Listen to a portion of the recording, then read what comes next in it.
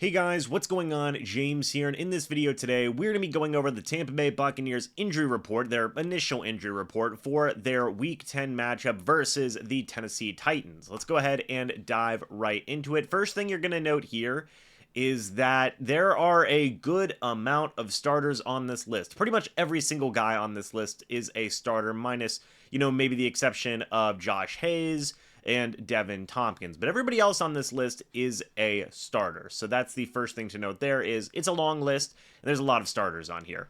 Not good news. But let's just go ahead and dive right into it, starting off with the secondary members, the first couple of guys here on this list. You have Carlton Davis. He did not participate in Wednesday or Thursday's practices with a toe injury. You have Jamel Dean, who was in the concussion protocol, did not participate in Wednesday's practice, was a limited participant in Thursday's practice. Then, just to throw him in, Josh Hayes is also in here. He is also in the concussion protocol, did not participate on Wednesday or Thursday's practice. So, this is pretty significant, right? The Tampa Bay Buccaneers secondary, yes, did just get torched by the Houston Texans and CJ Stroud in their Week 9 loss. Everybody knows how disappointing that was, but you're still going to be without your two starting cornerbacks, right? And potentially a strong backup cornerback as well, or at least a body, so to speak, in Josh Hayes, right? I don't think it's a great look that Davis is not participating Wednesday or Thursday, nor is Josh Hayes, and so far Dean is just limited with concussions. Obviously, that can be a very slippery slope in terms of guys being game ready and whatnot, and teams are, understandably so, going to be cautious with those types of injuries. So, that is to say that not good, right? Not good that you have Carlton Davis and Jamel Dean and Josh Hayes all, in potentially jeopardy of being out for this matchup, right? That's not good. I know that a lot of people are down on Davis and down on the entirety of the secondary, but it's still good to have your starting guys out there, right? Right now, if all three of these guys were to be out, you would have Zion McCollum as assumedly your quarterback one. I would say probably Christian Izien as your cornerback two.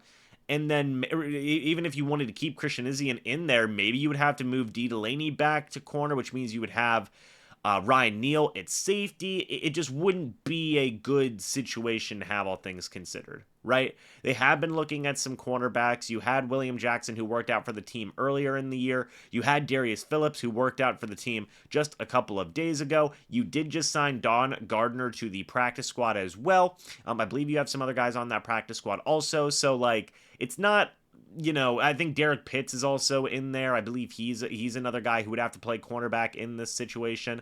Point being is that you would be very, very slim on depth at your cornerback room if these guys don't play. That's a big deal. I will say that. Moving on to the offensive line, you have Luke Gedeke, who's been a limited participant both in Wednesday and Thursday's practice with a foot injury. You also have Matt Filer, who is limited Wednesday and Thursday with a knee injury, something that knocked him out of last week's matchup versus the Texans. Now, firstly, in the case of Matt Filer, I'm not going to dive too much into this. It's something that we've already talked about, the idea of Aaron Stinney getting more playing time and how we've honestly seen a little bit of a boost to the offense with that type of change. Just an interesting thing to note there. Again, wish nothing but the best for Matt Filer. Just saying, if he is held out, Stinney has been doing a serviceable job. In the case of Luke Gedeke, this is obviously something that's new to the injury report. If Gedeke can't go, who has admittedly been playing pretty solid this year as a starting right tackle opposite of Tristan Wirfs, it's mainly been the interior offensive line that hasn't necessarily been able to get the job done, then you would look at probably a couple of different guys. Right. I don't think they'd move Tristan Wirfs over. You do have a lot of different types of backup tackles that could be there.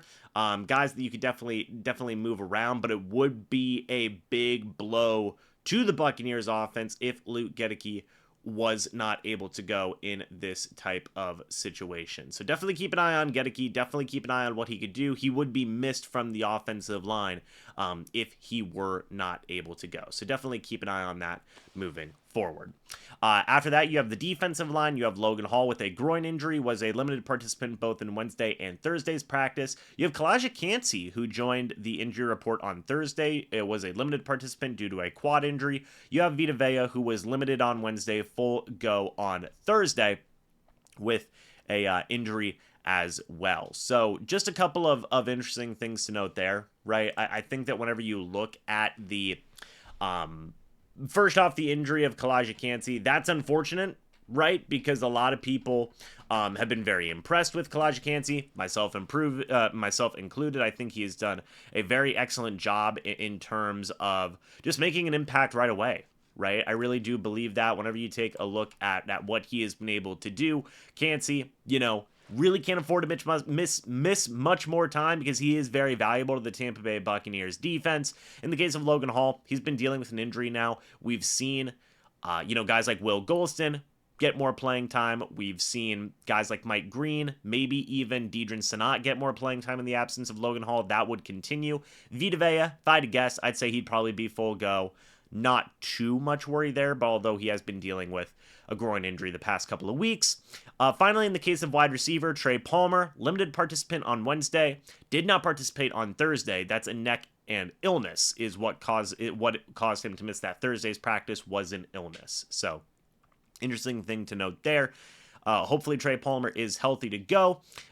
It seems like Devin Tompkins is good to go as well. He did not participate on Wednesday due to personal reasons. He was full go on Thursday. So, yeah, seems like the wide receiver depth should be okay. You take a look at the defensive back depth, that is cause for concern. Similar things can be said with the offensive line, and it seems like the defensive line also something worth keeping an eye on. I actually wanted to pull up the Buccaneers roster just so I could talk about who the backup tackles are because I was completely blanking.